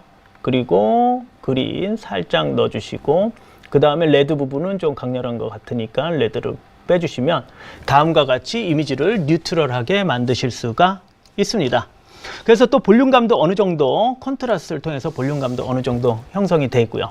자, 그러면 앞부분에서 제가 뭐를 했냐면요, 컨티뉴어티 작업 때문에 매칭 작업을 해놨단 말이죠. 그래서 여기에 보면은 이런 아이콘이, 매트릭스와 관련된 아이콘이 뜨는데요. 이게 바로 컬러 매칭입니다. 그래서 샷 매칭 해놓은 거. 그래서 여기다 이름을 매치라고 좀 해놓고요. 자, 그 다음에 이 뒷부분에 와서 뒤에서 잡아놨었던 토넬리티, 노멀라이즈 된 값들을 복사해서 붙여넣기 하면 아주 편하게 되실 겁니다. 그래서 먼저 새로운 노드를 좀 하나 만들고요. 옵션 S. 그래서 시리얼 노드를 추가하고요. 여기에 있는 값을 아주 복사를 하는 거죠. 어떻게 해요? 커맨드 C 누르시고요. 어디? 혹은 에디트에 가서 뭐를요? 카피를 누르시는 거죠. 하시고 여기 와서 커맨드 V 페이스트를 하시면 다음과 같이 노멀라이즈한 값을 그대로 가져오실 수가 있습니다. 약간 미드톤 영역에 색온도가 약간 틀어지는 것 같은데요. 그 부분은 조금 잡아주시면 되겠죠. 그래서 여기 와서 다시 미드톤 부분에 옐로우기가 좀 많이 들어간 것 같은데 그 옐로우기를 조금만 빼주시면 다음과 같이, 그리고 하이라이트 부분이 약간 차가운데요. 하이라이트 부분에 푸른색을 살짝 넣어주시면 미드톤 부분. 자, 그러면 또 이런 방법을 쓰실 수가 있어요. 좀 구체적으로 한번 보도록 할게요. 약간 좀 매칭이 안 되는 게 있으니까. 자, 이 화면을요, 화면 캡처를 하실 수가 있습니다. 보시면 그랩스틸이라는 방법이 있는데요. 그랩스틸 후에서 뭐 설명을 좀 드리려고 그러는데 그랩스틸을 통해서 매칭 작업을 하는 걸 좀 보여드릴게요. 그래서 그랩스틸을 해놓고요. 여기 와서 이거를 띄워주는 거죠. 여기 와서 이렇게 띄워주시면은 지금처럼 이미지가 보입니다. 이렇게. 그러면 두 개의 정보들을 스코프상에서 비교할 수가 있죠. 그래서 보시면 상대적으로 이쪽은 레드가 많이 나와 있고 이쪽은 레드가 많으니 그걸 바탕으로 해서 조절을 해주시면 되겠죠. 그래서 오프셋에 가서 레드를 살살살살 내려주시면 다음과 같이 조절이 됩니다. 그리고 뭐 블루기가 좀 많은 것 같다 그러면 블루기를 낮춰주시면 지금처럼 아주 편하게 매칭 작업을 해 주실 수가 있습니다. 그래서 뭐 후에도 좀 설명을 드리려고 했는데요. 그랩스틸이라는 기능을 통해 가지고 방금처럼 화면을 캡처를 해 놓고 RGB 퍼레이드 혹은 웨이브 폼에 가서 사이드 바이 사이드로 이미지를 띄워 놓고 스코프를 보시면서 매칭 작업을 하시면 지금처럼 아주 간단하게 매칭 작업을 하실 수 있다는 것을 조금 기억을 해 놓으시면 될 것 같습니다. 그래서 지금처럼 두 개의 노멀라이즈 작업도 했었고요. 두 개의 노멀라이즈 작업에 대한 것을 또 그랩스틸을 통해 가지고 매칭 작업을 하는 것도 봤습니다. 사실 아까 그 두 개의 값이 매칭되지 않은 이유 중에 하나가 이것 때문이네요. 그렇죠? 여기서 우리가 무엇을 작업을 했냐면요. 밸런스 작업을 여기서 했기 때문이죠. 그렇죠? 그래서 사실은 얘가 뭐냐 하면 밸런스드인데요. 이 밸런스드가 아까 복사가 안 돼 있었으니까 여기에서 LR 차이가 났었던 거죠. 이것과 미묘한 차이가 났었던 거고, 사실 그 밸런스 된 것도 카피해서 페이스트 할 수 있지만 지금처럼 그랩스틸을 해가지고 매칭하는 것까지 보여드렸습니다. 어쨌든 현재 5번과 6번의 컨티뉴어티 작업은요, 오토메이션을 바탕으로 해서 기본적으로 두 컷을 매칭을 해놓고 그 다음에 뭐 토넬리티 작업을 한다든지 노멀라이즈 작업을 한다든지 혹은 밸런스드 작업을 하면서 그것을 매칭하는 작업을 설명을 드렸습니다. 자, 다음으로는 뭐냐면 매뉴얼 작업으로 서로 다른 컷을 매칭하는 것을 좀 설명을 드리도록 하겠습니다. 예제를 좀 바꿔보도록 하겠습니다. 그래서 9번과 10번 예제가 있는데요. 9번과 10번 예제를 실질적으로 오토메이션 기능을 하면요, 오토 매칭은 잘 안 돼요. 그래서 이제 매뉴얼 작업으로 하셔야 되는데 두 개의 이미지를 이게 좀 더 뉴트럴하니까요. 요 이미지를 여기에 매칭 작업을 좀 해보도록 하겠습니다. 그래서 얘를 바꾸는데 얘를 기준으로 해야 되겠죠. 그래서 아까와 같이 그랩 스틸을 하실 수가 있습니다. 화면에 그랩 스틸을 하시면요. 그러면 화면이 기록이 되죠. 이렇게 저장이 되고요. 그 화면을 여기다 띄워주는 겁니다. 아까 잠깐 보여드렸듯이 이미지 와이프라는 기능이 있습니다. 그래서 와이퍼 형태로 이미지를 보여달라는 건데, 그래서 스틸을 선택을 해놓고 얘를 클릭을 하시면 화면에 이렇게 띄울 수가 있습니다. 화면에. 그래서 이것에 대한 정보는 스코프상의 좌측에 나와 있고요. 얘에 대한 정보가 스코프상의 오른쪽에 나와 있죠. 그래서 두 개의 차이가 어떻게 미묘한지가 보여지기 때문에 아주 쉽게 매칭 작업을 하실 수가 있습니다. 자, 그래서 한번 보도록 하겠습니다. 그래서 오프셋을 조금 블루 쪽에 보시면 화면이 좀 많이 낮죠. 그래서 블루색의 오프 쪽을 조금 블루 쪽에 오프셋을 좀 올려보도록 하겠습니다. 그리고 레드 쪽이 좀 상당히 약한 것 같아요. 그렇죠? 그래서 레드 쪽 조금 레드 쪽 좀 높게 돼 있었네요. 그래서 걔를 낮추고요. 그 다음에 그린을 조금 조절을 하시면 지금처럼 아주 쉽게 두 개의 매칭 작업을 하실 수가 있습니다. 그러면 이렇게 매칭 작업을 하시고 난 다음에는 여전히 동일하죠. 토넬리티 작업해야 되고요. 밸런스드 작업을 하셔야 되니까 그 이후에 작업을 진행을 하시면 되겠죠. 그래서 예를 들어서 지금 먼저 밸런스드 작업을 좀 해보도록 하겠습니다. 이번에는 커브 툴 가지고 또 해볼까요? 커브 툴 가지고. 그래서 Y only를 가지고요. 적절한 계조를 좀 형성을 해주고요. 그리고 하이라이트도 조금 정보량을 밝혀놓도록 하겠습니다. 미드톤은 조금 밝은 것 같아서 살짝 낮춰두도록 하겠습니다. 자, 그리고 난 다음에 컨트라스트를 좀 조절을 해야 되겠죠. 컨트라스트. 그래서 Alt 옵션 S 혹은 PC에서는 Alt S 시리얼 로드를 추가하고요. 시리얼 로드를 추가를 해서 컨트라스트 S 커브와 같죠. 컨트라스트를 살짝 부여를 좀 해주면 훨씬 더 다이나믹한 이미지를 만드실 수 있죠. 만약에 섀도우 부분이 너무 헤비하다라는 느끼시면은 S 커브를 아주 섀도우 쪽은 약하게 쓰시면 되겠죠. 필요에 따라서는요, 컨트라스트를 부여하고 난 다음에 전체적인 토넬리티의 느낌이 바뀌기 때문에 필요에 따라서는 다시 앞에 노멀라이즈 한 부분들을 바꿔주실 필요도 있습니다. 그래서 앞부분에서는 노멀라이즈를 했고요. 뒷부분에서는 S 커브로 조절을 했습니다. 자, 그리고 앞서 설명드린 것과 같이 앞부분을 통해서 기본적인 컬러 밸런스를 좀 잡아주면 좋으니까요. 그래서 오른쪽을 클릭을 하시면 Add의 Before Serial Load, 그렇죠? Before Serial Load를 선택을 하시면 지금과 같이 추가가 돼서 전체적인 스타일을, 그러면 새로운 스타일을 한번 넣어보도록 하겠습니다. 그래서 블루 쪽에는 살짝 조금 따뜻하게 가고요. 하이라이트 쪽은 살짝 따뜻하게 가고 섀도우 쪽으로는 좀 차갑게 가서 하나의 스타일을 조금 넣어보도록 하겠습니다. 그래서 다음과 같은 스타일을, 그래서 여기서는 이제 룩을 잡았죠. 그래서 이 각각의 매칭 작업을 통해서 완성된 이것들을요, 분명히 여기에서 적용을 하면 좋겠죠. 적용을 하면. 그래서 각각의 것들을 적용을 할 수가 있습니다. 보시면요, 아까 방법으로는 카피 앤 페이스트를 통해서도 하실 수가 있고요.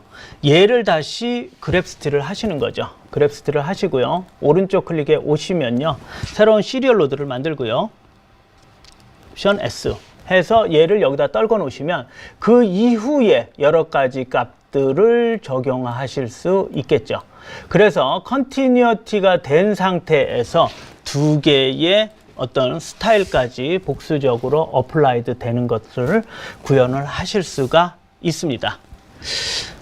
지금까지는요, 프라이머리 컬러 코렉션을 통해서 집중적으로 좀 설명을 드렸습니다. 그래서 처음 프라이머리 컬러 코렉션은 리프트 감마 게인이라는 툴을 가지고 프라이머리 컬러 코렉션을 했고요.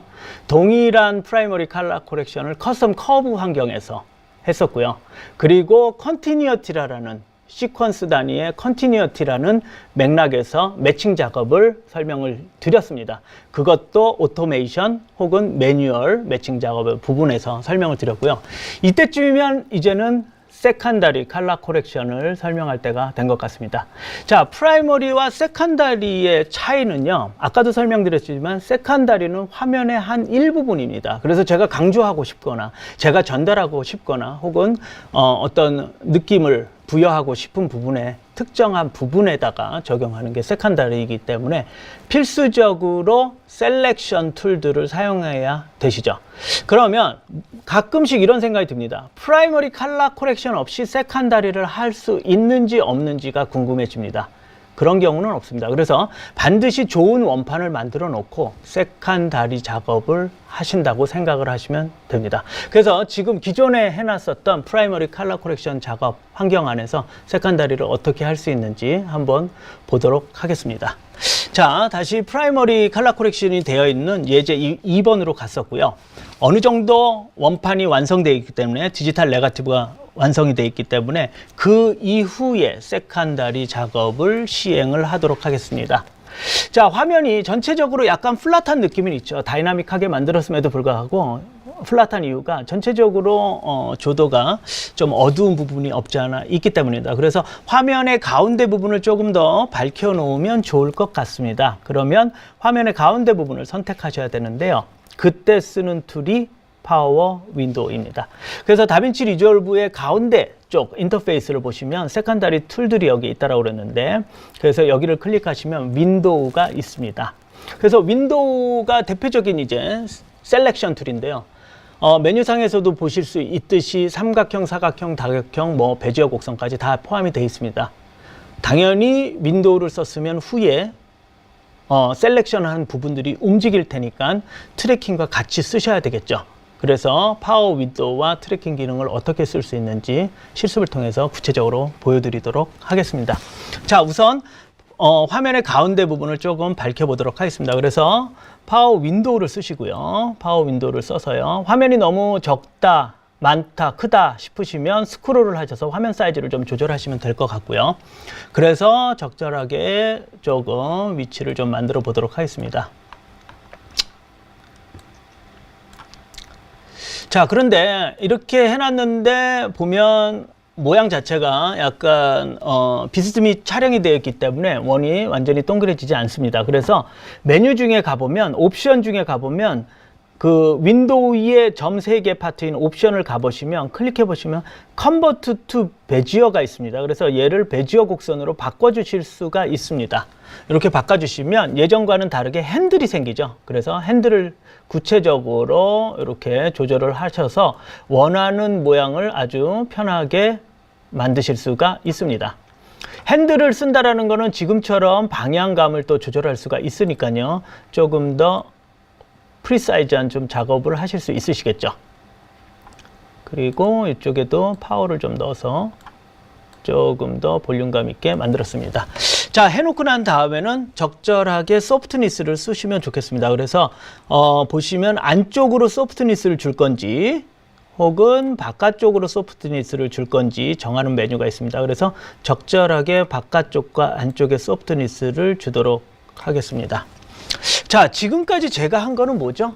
지금까지 제가 한 거는 셀렉션만 해놓은 겁니다. 그래서 셀렉션 툴을 썼다고 해서 이미지가 밝아지거나 어두워지지는 않아요. 왜? 저는 지금 선택만 한 거기 때문에. 그래서 선택한, 이제부터는 제가 뭔가를 작업하는 것들이 선택된 영역 안에만 들어가겠죠. 그렇죠? 그래서 지금은 선택한 거기 때문에 아무 변화가 없고요. 그걸 바탕으로 해서 조정을 해보도록 하겠습니다. 그래서 화면 전체가 약간 그 선택한 부분이 어둡다고 느껴지니까 그 부분을 살짝 감마 컨트롤을 통해서 미드톤을 살짝 밝혀보도록 하겠습니다. 자, 미드톤을 밝히고 나니까요, 미드톤이 밝아지면서 오히려 플랫해지는 경우가 있어요. 그래서 그때 적절하게 사용하실 수 있는 기능 중에 하나가 미드톤 디테일입니다. 화면상으로 보면요, 좌측 하단에 보시면요, 번호가 있어요. 1번하고 2번이 있는데 2번을 클릭하시면요, 메뉴 중에 컬러 템퍼레처 틴트 나오고요. 중간에 보면 미드톤 디테일이라는 게 나옵니다. 이 미드톤 디테일 기술을 적절하게 쓰시면요, 뭐 보통 페인트상에서 얘기하는 그 마띠에르 같은 느낌이잖아요. 질감 느낌을 적절하게 살릴 수가 있어요. 미드톤 디테일의 기술은 어떤 특성을 가지고 있냐 하면요, 기본적으로 콘트라스트를 증가시키는 기술입니다. 그래서 미드톤을 갖다가 밝히거나 어둡게 하면 한쪽으로 톤이 쏠리기 때문에 오히려 밋밋해지는 경향이 있는데, 그것에 안에서 적절하게 미드톤 안에서 콘트라스트를 부여하니까 훨씬 더 다이나믹하고 약간 텍타일 같은 느낌, 약간 손에 잡힐 것 같은 그런 느낌을 줄 수 있다는 특성이 있습니다. 그래서 한번 보도록 하겠습니다. 그래서 미드톤 디테일을 확대를 좀 할게요. 편의상 확대를 좀 하고요. 미드톤 디테일을 지금과 같이 약간 강조를 해주면요, 글자 부분부터 해서 선명해지는 약간 그런 느낌이 있어요. 그래서 재질감도 훨씬 더 입체감도 좀 살아나는 게 있으니까. 근데 물론 더 너무 많이 쓰게 되면 인위적인 부분들이 있으니까요, 그 부분을 좀 유념을 하셔서 지금처럼 쓰시면, 그렇죠? 그리고 미드톤을 조금 더 밝히고 섀도우 쪽으로 살짝 낮춰서 하면, 그렇죠? 그리고 하이라이트 살짝 바뀔까요? 살짝 바뀌시면 지금처럼 한번 보도록 하겠습니다. 지금처럼 before, after를 보시면 훨씬 더 이미지가 다이나믹해지고 시선이 가운데로 쏠리는 것을 보실 수가 있습니다. 자, 그런데 지금 제가 뭐를 했었냐면요, before, after 이미지를 보여드렸거든요. before, after 이미지는 특정한 노드를 일시적으로 온오프를 시키는 거예요. 그래서 노드의 기능들을 일시적으로 오프하든지 온하는 몇 가지 방법이 있습니다. 그래서 그 정도까지는 단축키로 이해를 좀 해 놓으시면 좋은데요. 첫 번째, 특정한 노드만 온오프를 시키겠다 그러시면은 단축키가 아니라 하는 방법은요, 예를 들어서 이 번호를 누르는 겁니다. 번호를 누르면은요, 온오프를 하실 수가 있고요. 만약에 내가 레이블을 정해놨으면요, 레이블을 클릭하시면은 온오프가 가능해집니다. 단축키가 있습니다. 단축키는 메모리를 좀 하셔야 되는데요, 현재 노드 값만 오프를 시키겠다, 그것이 커맨드 D입니다. 커맨드 D. 자, 커맨드 D. 그런데 나는 완전히 before로 돌아가고 싶다, 즉 전체 노드를 오프시켰다, 그러면 옵션 D입니다. 옵션 D. 그래서 옵션 D. 이거는 노드를 온오프 시키는 거고요. 차라리 나는 이 전체 노드 창을 바이패스 하겠다, 그러면 또 다른 메뉴가 있습니다. 또 다른 단축키, 그게 바로 Shift D입니다. 그래서 Shift D를 하면 바이패스가 되고요, 전체 노드 창을 바이패스 하는 경우고, 옵션 D를 하면 전체 노드 온오프, 커맨드 D를 하게 되면 하나만 온오프 할 수 있다는 거. 그래서 지금처럼 세컨다리 툴을 통해서 특정한 부분만을 조금 밝히거나 그렇게 하실 수가 있습니다. 그런데 아까도 설명드렸듯이 세컨다리를 쓰시게 되면 얘가 움직인다라는 게 문제라는 거죠. 그렇죠? 움직인다라는 게 문제입니다. 그래서 여러분들이 같이 써주셔야 되는 게 있습니다. 그게 바로 트래킹 기술입니다. 트래킹 기술은요, 우측에 가보시면요, 저격수 마크가 되어 있습니다. 저격수 마크. 얘를 한번 클릭해 보도록 하겠습니다. 다빈치 리졸브에서 제공되는 트래커는요, 아주 유명하죠. 아주 파워풀하고요. 몇 가지 기능들이 있습니다. 첫 번째는 오토 트래킹입니다. 그래서 모든 걸 이제 자동적으로 트래킹을 해주는 게 있고요. 그 다음에 매뉴얼 트래킹이 있습니다. 그래서 오토 트래킹 가지고 안 되는 부분들을 부분적으로 수작업을 해주셔야 되는데, 그때 매뉴얼 트래킹을 쓰실 수가 있고요. 그것뿐만 아니라 포인터 트래커, 그 다음에 클라우드 트래커, 인터랙티브 모드, 기타 등등을 써서 훨씬 더 어드밴스드하게 작업할 수 있다는 것을 조금 생각을 좀 해 놓으시면 작업할 때 도움이 될 것 같습니다. 어쨌든 좀 한번 보도록 하겠습니다. 그래서 오토 트래킹, 이 저격수 마크 아이콘을 클릭하시면요, 트래커라는 메뉴가 뜹니다. 그래서 지금 선택된 영역을 트래킹을 하셔야 되겠죠. 그래서 플레이 버튼을 누르시면요, 지금과 같이 아주 자연스럽게 트래킹이 되는 것을 보실 수 있습니다. 그러면 지금 특정한 부분에만, 그쵸? 여기 먹어 들어갔었던 부분들이, 그쵸? 이 안쪽 부분들이 자연스럽게 트래킹이 되겠죠. 그래서 한번 보시면 자연스럽게 트래킹이 되는 것을 보실 수가 있습니다. 자, 지금 세컨다리 작업을 좀 설명을 드렸고요.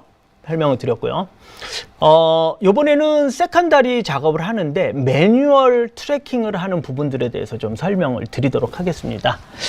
그거를 설명하기 전에 기본적으로 토넬리티 작업하고요. 밸런스 작업을 통해서 이미지를 어느 정도를 좀 완성을 좀 해보도록 하겠습니다. 예제는 4번 가지고 좀 해보도록 할게요. 그래서 첫 번째 개조를 좀 정상화해야 되니까 커브 툴을 통해서요. 간단하게 개조를 좀 정상화를 근데 여기서 보시면요. 참 재밌는 게 하나 있습니다. 뭐냐 하면 스코프를 좀 제대로 한번 볼게요. 스코프를 보시면요. 지금 전체적으로 톤이 살짝 밝게 찍혀져 있는 것을 느낄 수가 있습니다. 자, 밝게 찍혀져 있다는 것은 이렇게 생각해 볼 수 있죠. 우리가 리프트 감바 게일을 쓰는 이유가 뭐냐 하면 개조를 어느 정도 확보를 해 놓는다는 거죠. 뭐냐 하면 좋은 원판을 가지고 색보정 작업을 해야 되니까. 그래서 개조를 확보를 하기 위해서 섀도우, 미드톤, 하이라이트를 따로 핸들링 했는데 지금과 같은 경우에는 전체적으로 약간 밝게 찍혔다라는 거죠. 그럼 밝게 찍혔다라 그러면은 개념상으로는 어떻게 하는 게 나을까요? 그 밝게 찍혀 있는 부분을 적정 환경으로 만들어 놓고 그 안에서 콘트라스트를 부여하게 되면 아주 편하게 어느 정도를 개조를 확보하실 수가 있겠죠. 그래서 화면 전체의 브라이트니스를 조절할 수 있는 기능인 오프셋을 사용을 해서 전체적인 개조를 먼저 만들 수가 있을 겁니다. 자, 그러면 오프셋 기능을 통해서 개조를 어떻게 만들 수 있는지, 그리고 오프셋과 같은 개념으로서 화면 전체의 컬러 밸런스를 잡는 방법이 있습니다. 그것을 우리는 뭐라 그러냐면 화이트 밸런스라고 그러죠. 그래서 컬러 템퍼레처와 틴트를 통해서 어느 정도의 프라이머리 컬러 코렉션이 수행이 가능할 겁니다. 그러면 지금은 전체적으로 노출 오버가 되어 있으니까 그 과정을 통해서 한번 해보도록 하겠습니다. 그래서 먼저 전체적으로 오프셋을 통해서요, 노출값을 좀 조절을 해보고요. 지금처럼요. 그러면 전체적으로 노출값이 스코프상을 확인해 보시면 전체적으로 브라이트니스가 변하는 것을 보실 수가 있습니다. 그래서 어느 정도 맥락상, 컨텍스트상 판단을 하셔야 되겠지만 어느 정도 개조를 좀 확보를 해 놓으시고요. 이렇게 해 놓고 난 다음에 콘트라스트를 쓰실 수 있다는 거죠. 그렇죠? 그래서 1번에 가서 콘트라스트를 여기서 적절하게 쓰시면 지금 상황에서 이미지 어느 정도의 개조 정상화를 만드실 수 있습니다. 전체적으로 봤을 때 이미지가 약간 톤 다운되어 있는 것 같으니까 여기 와서 아주 편하게 감마를 살짝 밝혀주시면 지금과 같이 간단하게 어느 정도 개조를 정상화 시켜 주실 수 있으시겠죠. 오케이, 좋습니다. 이렇게 해놓고 난 다음에는요, 전체적인 화이트 밸런스 작업을 색온도를 통해서 하실 수 있다라고 그랬어요. 그래서 새로운 노드, 옵션 S를 눌러서 새로운 노드를 추가하고요. 여기에서 컬러 템퍼레처와 틴트를 통해서 잡아보도록 하겠습니다. 컬러 템퍼레처와 틴트인 경우에는 벡터 방식을 보게 되면 훨씬 더 편하게 볼 수 있으니까 벡터 스코프를 좀 켜보도록 하겠습니다. 화면상으로 좀 잘 안 보여서요. 옵션에 가서 그걸 조금 진하게 하고요. 화면 사이즈를 2배로 하고 필요에 따라서는 스킨톤 인디케이터가 필요하니까 다음과 같이 옵션을 바꾸시면 보실 수 있습니다. 그래서 전체적으로 따뜻한 쪽으로 색들이 분포되어 있는 것을 보실 수가 있죠.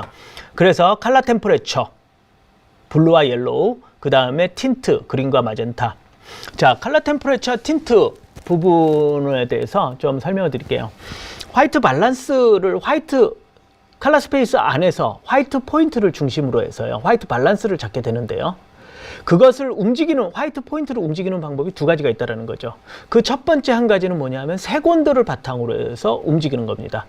즉 따뜻한 색과 차가운 색의 두 축을 방식으로 해서 움직이는 거죠. 즉 블루와 옐로우 축을 중심으로 해서 움직이는 방법이 하나가 있고요.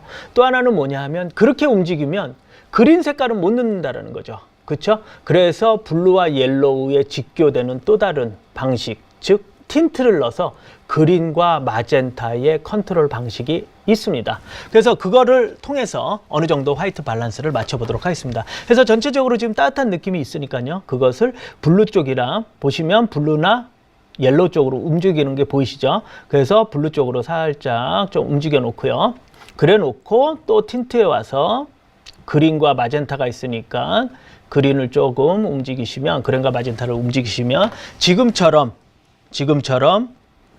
따뜻함에서 뉴트럴한 이미지를 손쉽게 벡터 스코프를 가지고 확인하실 수 있습니다.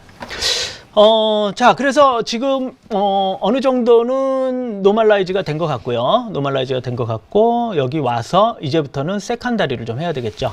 그래서 계절을 어느 정도 형성해 놓고 보면요, 실질적으로 얼굴 부분이 약간 좀 어둡게 보이는 것 같습니다. 그래서 얼굴 부분에 세컨다리 컬러 코렉션 작업을 하셔야 되겠죠. 그래서 아까와 같이 파워 윈도우로 이동을 하겠습니다. 파워 윈도우 가서요, 원형 툴을 선택을 하시고요. 적절하게 원형을 맞춰 놓으시고요. 편하게 맞춰 놓으시고, 그 다음 우리가 아까 썼듯이 베지어 곡선으로 변화를 리셋이 된 것 같네요. 다시 한번 해보도록 하겠습니다. 그래서 어느 정도 맞춰 놓으시고요. 그리고 베지어 곡선으로 변화를 시키면 구체적으로 사이즈를 조금 조절하실 수 있겠죠. 그래서 좀 더 넓게, 실질적으로 디테일하게 뭐 이렇게 작업을 하기보다는 좀 넓게 쓰는 편이에요. 왜냐하면 그렇게 작업을 하면 손이 상대적으로 더 많이 가기 때문에. 어쨌든 대략적으로 좀 잡아놨습니다. 그래서 이 부분을 좀 밝혀야 되겠죠. 그래서 밝히게 되는데, 예를 들어서 제가 이 부분을 밝히기 위해서 미드톤을 올린다든지 하이라이트를 조절을 하면서 특정한 부분의 계절을 아주 시선이 가도록 잘 조절을 하실 수가 있으실 겁니다. 자, 그런데 그러면 지금처럼 적절한 밝기를 유지하면서 시선이 자연스럽게 쏠릴 수 있도록 만드실 수가 있으실 텐데요. 근데 다빈치 리졸브에는 이 방식이 아니라 아주 어드밴스드한 플러그인들이 있습니다. 그게 뭐냐면요, 오픈 FX에 가시면요, 어떤 기능이 있냐면 페이스 리파인먼트라는 기능이 있습니다. 그래서 그 페이스 리파인먼트 기능을 통해서 특정한 부분에 대한 선명도를 조절한다든지 콘트라스트를, 재질감을 더 느끼게 한다든지, 그래서 그러한 어드밴스드한 툴들이 있기 때문에 훨씬 더 호감이 가는 이미지를 만들 수 있겠죠. 보통 그리고 그것을 이제 후반단에서 요구를 하시게 되죠. 클라이언트가 요구를 하시게 되는데, 그랬을 때 이 오픈 FX 툴을 적절하게 쓰시면은 도움이 되실 거라고 생각됩니다. 그러면 그게 어떤 건지 한번 보도록 하겠습니다. 그래서 오픈 FX를 클릭을 하시면요, 서치 버튼이 있는데 거기에다가 페이스라고 한번 쳐보도록 하겠습니다. 그래서 페이스라고 치시면요, 페이스 리파인먼트라고 나옵니다. 그것을 특정한 영역, 얼굴에만 들어가야 되니까 여기에다 다음과 같이 떨궈 넣으시면 됩니다. 자, 그러면 먼저 분석을 좀 하셔야 되겠죠. 왜냐하면 어떤 정도의 디테일감을 가지고 있는지. 그래서 Analyze 버튼을 누르시면요, 얘가 지금처럼 얼굴을 분석을 합니다. 분석을 하고요. 기본적으로는 마스킹 기법입니다. 그래서 별도의 마스킹을 만드는 과정이라고 좀 이해를 하시면 좋습니다. 자, 그래서 페이스 리파인먼트를 통해서 분석이 다 끝났고요. 분석이 다 끝났으면 이제부터 제가 무엇인가를 조절을 할 때는 당연히 그 부분만에 들어간다라는 거죠. 그렇죠? 그래서 한번 조절되는 값을, 화면이 좀 적기 때문에 우리가 뭘 알고 있죠? Shift F를 누르면은 넓은 화면에서 오픈 FX와 같은 것들을 쓰실 수 있다고 그러셨죠? 자, 그래서 한번 보도록 하겠습니다. 우선 스킨 마스크 부분이 있는데요. 그 마스크를 어떻게, 그래서 아까 제가 봤듯이 적절하게 마스크를 생성해 주는 기술이에요. 그래서 들어가는 부분과 안 들어가는 부분을 조절을 하게 되는데, 자, 컬러 그레이딩 파트에 가가지고 좀 조절을 해보도록 하겠습니다. 먼저 보시면 조금 더 밝기를 좀 만들어야 되니까 미드톤을 살짝 밝히시면 좋겠죠. 너무 티나지 않게 살짝 밝히시면 좋을 테고요. 콘트라스트를 넣어서 약간 볼륨감을 있게 조절하시면 될 것 같고, 채도감이 살짝 빠진 느낌이에요. 그래서 스킨톤을 살짝 살려주면 좋으실 것 같고요. 샤인 리무발이 뭐냐 하면요, 밝은 쪽의 개조를 살리라는 뜻이에요. 그래가지고 이쪽으로 가져가면요, 밝은 쪽의 개조들이 살아납니다. 그리고 너무 어둡게 하면 하이라이트 클리핑이 생기니까 밝은 영역이 있을 때는 적절하게 좀 조절을 하시면 되고요. 자, 그리고 리파인먼트를 한 이유는 스킨톤을 조금 더 부드럽게 할 수 있으면 좋겠죠. 그래서 텍스처와 관련돼서 어마운트를 조절하시면 다음과 같이 부드럽게도 할 수 있고 되게 디테일감이 살리는 방식으로도 쓰실 수가 있습니다. 그래서 스케일 영역은 어느 정도 할 건지, 그 먹어 들어가는 정도를 또 조절을 하실 수가 있습니다. 그래서 보시면 지금도 보시면 얼굴 부분이 좀 밝아진 거를 느끼실 수 있으실 테고요. 눈 부분이 보통 샤픈이 살짝 들어가면 선명해지니까, 그쵸? 샤픈을 살짝 조절을 하시면 눈동자가 선명해지시는 거를 느끼실 수 있습니다. 그리고 눈 부분에 시선이 갈 수 있도록 조금 밝혀주시면 좋으실 테고요. 그쵸? 아이라이트 해서 얼굴 부분, 눈 부분에. 자, 그러시면 지금과 같이 조금 어두웠었던 부분들이 한번 플레이를 좀 해보도록 하겠습니다. Shift F를 눌러서 빠져나오시고요. 루프가 걸려 있네요.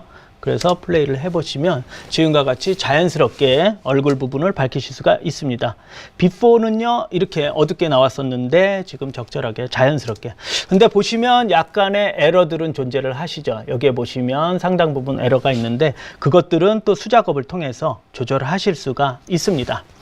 오픈 FX는요 여러 가지 기능이 있습니다. 그거 말고도 또 다른 기능들이 많은데 사실 오픈 FX들의 많은 알고리즘은 유명합니다. 유명하고요. 그것들이 무료 버전에는 사실 그래서 이 알고리즘을 써야 되는 기술이기 때문에 무료 버전에는 좀 많이 누락이 돼 있고 유료 버전에는 상당히 많지만 여전히 그렇다고 해서 뭐 무료 버전 가지고 색보정 작업이 안 되는 건 아니니까 훨씬 더 이것을 잘 쓰시면 좋지 않을까 생각합니다. 마지막으로 오픈 FX 플러그인을 한 번 더 좀 써보도록 하겠습니다. 우리가 잘 알고 있는 틸트 시프트 렌즈 있잖아요. 그 기능도 있는데 한번 보도록 할게요. 그래서 틸트 시프트 렌즈를 하게 되면 아마 지금처럼 적절한 분위기도 만들어 주실 수 있습니다. 보시면 예를 들어서 뎁스를 만들어 줄 수 있고요. 그것이 어느 정도 먹어 들어가는지 위치를 포커스 위치를 잡아 줄 수 있고 레인지를 조절을 하셔서 자연스럽게 먹어 들어가는 부분들을 조절을 하실 수 있습니다.